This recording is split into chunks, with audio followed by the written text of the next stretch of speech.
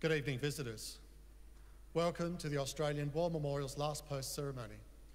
My name is Craig Burrell, and joining us today from the Royal Australian Air Force is Warrant Officer Natalie Sargent. We are honoured to acknowledge General John Allen, United Services Institute of the Australian Capital Territory, and we're also honoured to acknowledge the Royal Australian Air Force Warrant Officers Residential Course.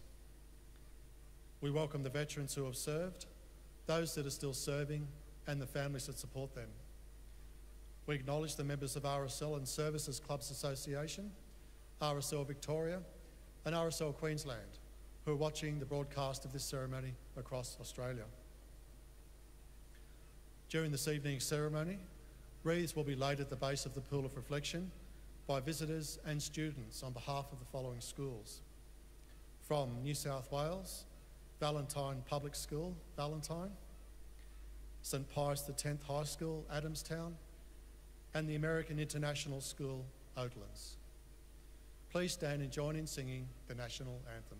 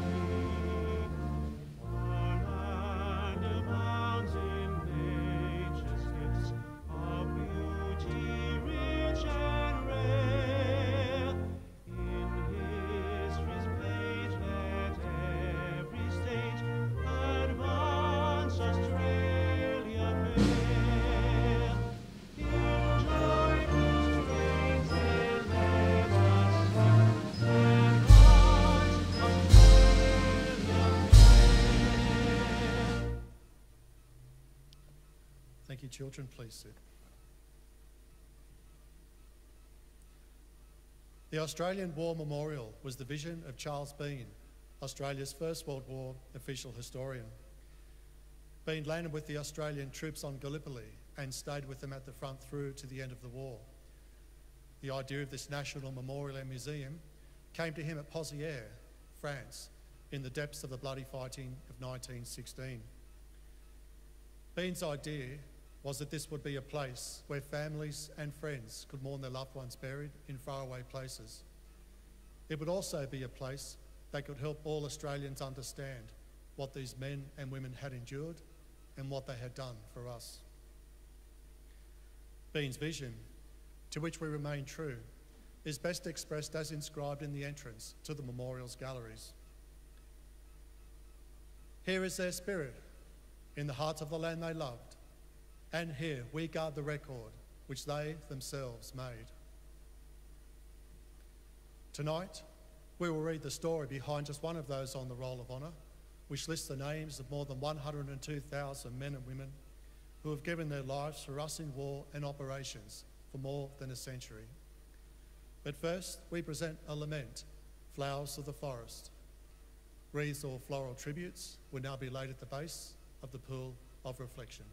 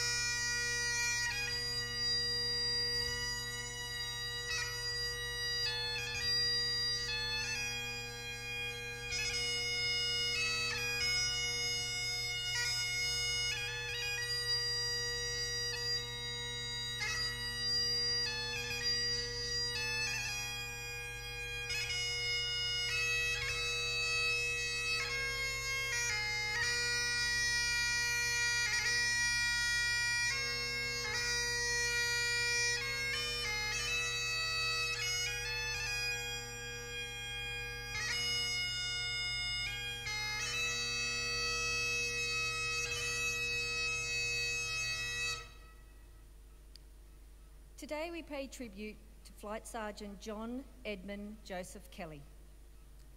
John Kelly was born on the 19th of March 1920 in Coongal near Rockhampton in Queensland, the son of John and Mary Kelly.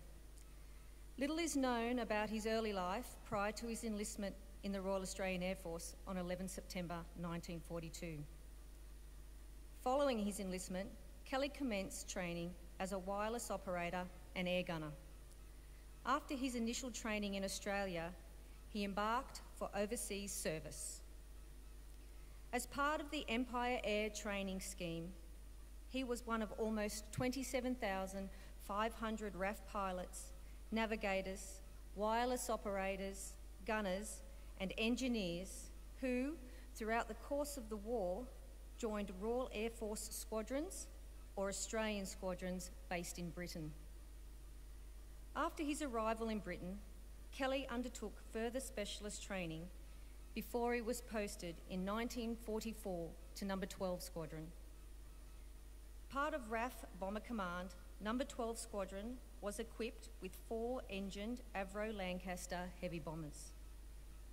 On the night of the 23rd to the 24th of October, the Lancaster, in which Kelly was the wireless operator and air gunner, was taking part in a bombing raid on Essen, Germany, when it was shot down and crashed near the border between Germany and the Netherlands. Kelly and all 6 of his crewmates were killed. They were fellow Australians: Warrant Officer John Phillip, Flight Sergeant Douglas McLean, Flight Sergeant Arthur Llewellyn, Flight Sergeant Kenneth Rowley, Flight Sergeant Ian Fleming, and British crewmate, the flight engineer, Sergeant Frank Niblett.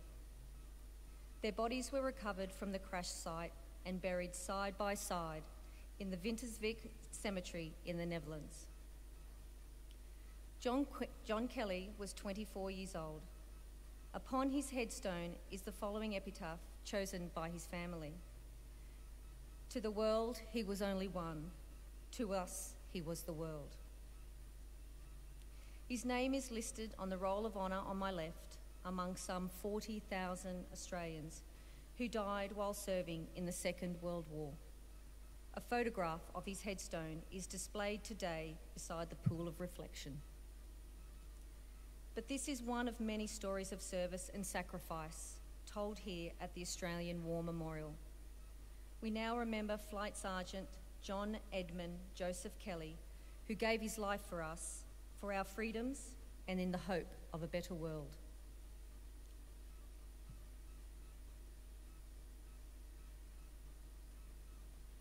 Please stand for the ode and the sounding of the last post.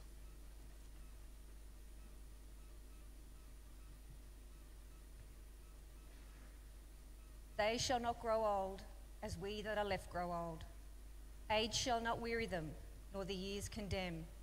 At the going down of the sun and in the morning, we will remember them.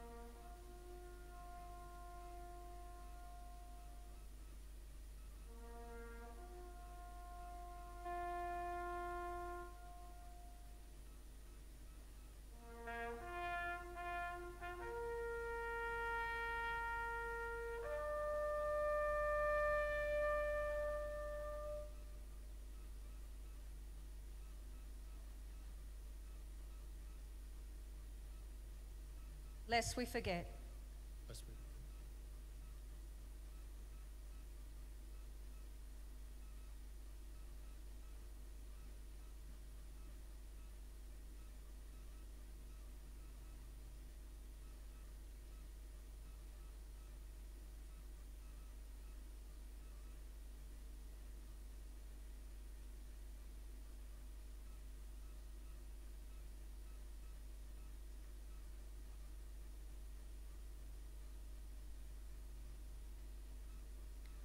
We leave you this evening with the words of the memorial's founder, Charles Bean.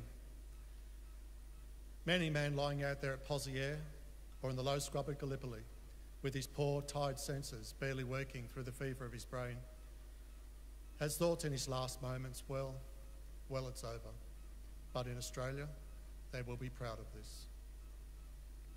Ladies and gentlemen, girls and boys, that concludes the last post ceremony.